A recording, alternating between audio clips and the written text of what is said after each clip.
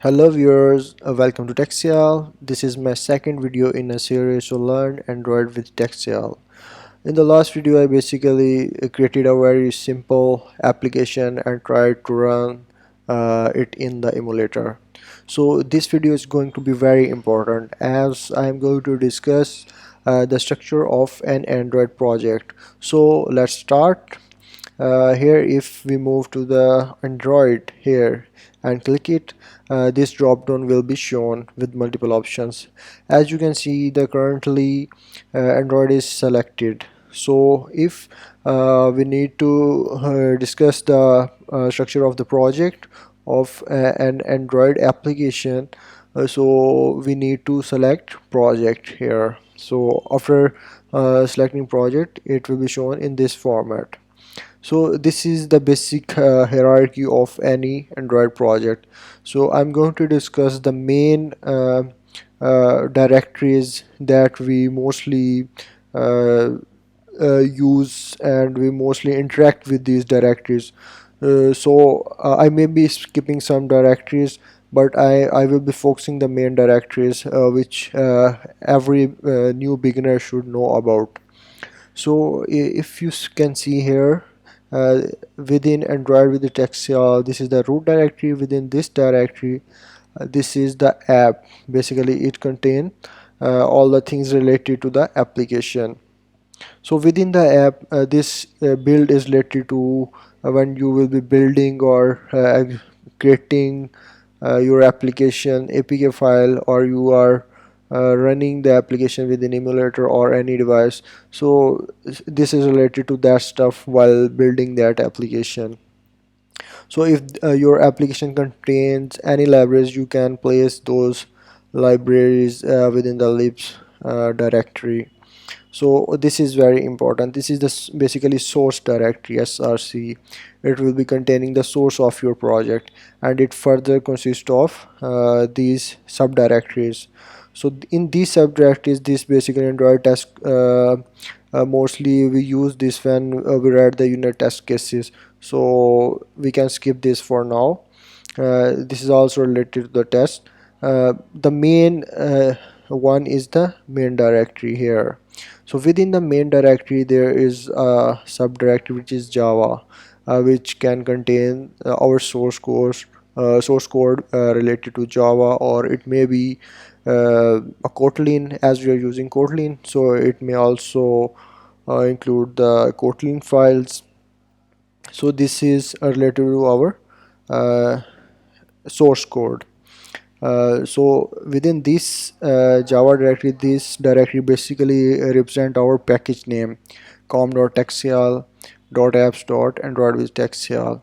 So within this hierarchy of directories, there's our source code, which is, for example, main activity. As you can see here, main activity, it is basically residing within this directory. Okay, so this is our Java, or it may be, I have already explained, it may be Java, or if you're using Kotlin, it may be Kotlin. So as we have seen this, so I'm closing it. So below Java there is a res mean resource. It basically contains the resources of our project. For example, these resources may be, you can say, the images that you are using. Images may be the icons that are using within the Android project. So it basically contains the resources, and for example, if this is main activity, it has some layout which basically represents the screen. As we can see, we are setting content view, and this is the layout which is residing here.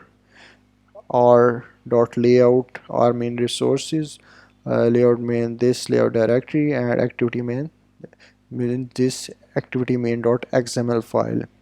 So it may also contain our XML files for different screens, and the drawables and MIM AP. It basically depends upon the, for example, how many resolutions you are supporting. For example, here are different resolution: HDPI, MDPI, XHDPI, double XHDPI, triple XHDPI. In the same way, you can also create here the drawables with different resolutions. So these directories are basically mostly containing the vector graphics or the images or PNGs which we are using within our project. We will discuss these later on in detail as we will be moving forward in the series. So after that, there's a directory which is values. Basically, the values contain the colors that we are using in our application. For example, if I open it here, currently there are three colors defined: color primary, color primary dark, color accent, and most probably, as this is the very basic application, so these colors will be related to the theme within the style. So we will be moving to that later on. This one is the strings.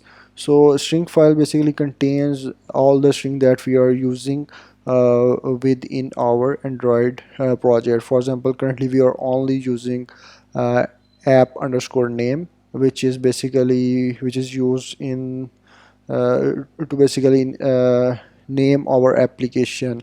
So this is for the name of our application. And within the styles file, basically we mostly define our themes for the application. For example, currently the app theme is this one, and the parent one is this one, which is already, you can say, the natively you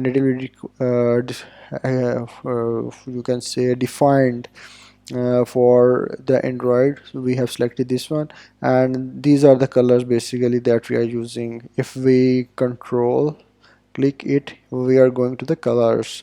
So these are the colors which are being used in the styles within our the theme of our application. So if we close it, here's the manifest file. This is the most important file of Android project that we will be going to work with. So it basically describes the main component of the application. So here, if you can see, this is our application tag, means everything within the application, the main components of application will be defined within this application tag. So it start from here and it ends here. So within this application tag, as you can see, there is an activity defined here. This is our main activities. So if whenever you will be creating a new activity, you will also be required to define that activity here. As our application currently contain only one activity, which is main activity, so this activity is only defined here. So if we control click on main activity, we are moving here, as you can see. So we need to define every activity within the manifest file. If you don't define, you will be getting error such as activity not found. So this is the basic structure of our project. The further one most another most important file, which is build.gradle. It basically contains the configuration of your Android project, such as minimum SDK version and target SDK version. And further, these are different things that we will be discussing later. These are basically, you can say, the dependencies that our application is currently using. So we will also be discussing these dependencies and how to define them later on. So currently I am only discussing the basic structure of the project because as we are just starting our series. So if we know well about the structure of our Android project, it will be very easy to move on. We will easily know that which thing is placed where. For example, if there are some icons, we need to place them in drawables or MIMAP according to their resolutions. Or if there are some strings, we need to place them on in the strings file. And if there are any colors, we need to define them in colors. So this is basically the structure of Android project. So I hope you understood the basic structure of the Android project, and I hope you like this video. So please don't forget to subscribe for the upcoming videos to understand the things in a better way. Thank you.